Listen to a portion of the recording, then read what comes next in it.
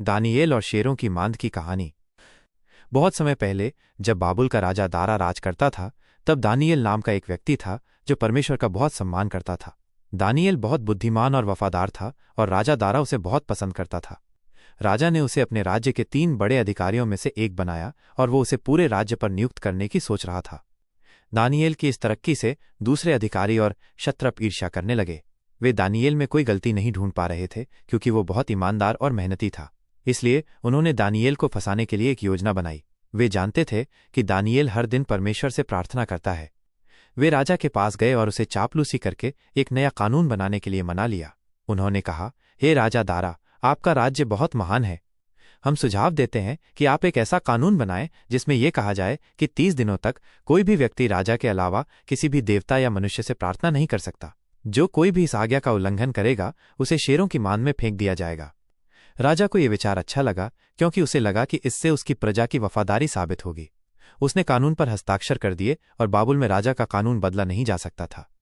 दानियेल को इस नए कानून के बारे में पता था, लेकिन उसने परमेश्वर के प्रति अपनी वफादारी नहीं छोड़ी। वो हर दिन की तरह अपने घर गया। उसके घर की खिड़कियां यरूशलेम की ओर खुलती थीं। दानियेल ने अपने घुटने टेके और पहले की तरह दिन में 3 बार प्रार्थना की और अपने परमेश्वर का धन्यवाद किया। उन दुष्ट अधिकारियों ने दानियेल को ऐसा करते हुए देख लिया। वे तुरंत राजा के पास गए और उससे कहा, हे राजा, क्या आपने एक कानून नहीं बनाया था कि 30 दिनों तक कोई भी आपसे सिवा किसी और से प्रार्थना नहीं कर सकता, और जो कोई ऐसा करेगा उसे शेरों की मांद में फेंक दिया जाएगा? राजा ने कहा, हाँ, ये सच है। यह कानून बाबुल के नियमों के अनुसार अटल है। तब उन्होंने कहा, हे राजा, दानियेल ने आपकी आज्ञा नहीं मानी। वो दिन में 3 बार अपने परमेश्वर से प्रार्थना करता है। राजा ये सुनकर बहुत दुखी हुआ क्योंकि वो दानियेल को बहुत पसंद करता था। उसने दानियेल को बचाने की बहुत कोशिश की, लेकिन क्योंकि उसने खुद ही कानून पर हस्ताक्षर किए थे और बाबुल का कानून बदला नहीं जा सकता था, उसे दानियेल को शेरों की मांद में फेंकने का आदेश देना पड़ा। जब दानियेल को मांद में फेंका जा रहा था तो राजा ने दानियेल से कहा, तुम्हारा परमेश्वर, जिसकी तुम लगातार सेवा करते हो, वही तुम्हें बचाएगा। मांद के मुंह पर एक बड़ा पत्थर रखा गया और उस पर राजा की मुहर लगा दी गई ताकि कोई भी दानियेल को बाहर ना निकाल सके। राजा दारा उस रात सो नहीं पाया। उसने खाना नहीं खाया और कोई मनोरंजन भी नहीं किया। अगले दिन सुबह राजा दारा जल्दी उठा और शेरों की मांद की ओर भागा। उसने चिंता से भरी आवाज में पुकारा, हे दानियेल, जीवित परमेश्वर के दास, क्या तुम्हारा परमेश्वर, जिसकी तुम लगातार सेवा करते हो, तुम्हें शेरों से बचा सका?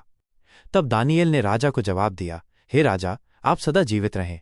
मेरे परमेश्वर ने अपना दूत भेजा और शेरों के मुंह बंद कर दिए और उन्होंने मुझे कोई नुकसान नहीं पहुंचाया, क्योंकि मैं उनके सामने निर्दोष पाया गया था, और आपके सामने भी, हे राजा, मैंने कोई गलत काम नहीं किया है। राजा दारा बहुत खुश हुआ। उसने तुरंत दानियेल को मांद से बाहर निकालने का आदेश दिया। जब दानियेल को बाहर निकाला गया तो उस पर कोई चोट नहीं थी, क्योंकि उसने अपने परमेश्वर पर विश्वास किया था। फिर राजा ने उन लोगों को मांद में फेंकने का आदेश दिया जिन्होंने दानियेल पर झूठा आरोप लगाया था। उनके बच्चे और पत्नियां भी उनके साथ फेंकी गईं।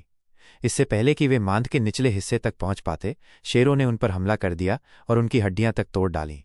इसके बाद राजा दारा ने अपने पूरे राज्य में एक आदेश भेजा जिसमें लिखा था, मैं ये आज्ञा देता हूं कि मेरे राज्य में हर कोई दानियेल के परमेश्वर का सम्मान करे और डरे, क्योंकि वो जीवित परमेश्वर है और सदा तक बना रहने वाला है। उसका राज्य कभी नष्ट नहीं होगा और उसका अधिकार सदा बना रहेगा। वही बचाता है और उद्धार करता है,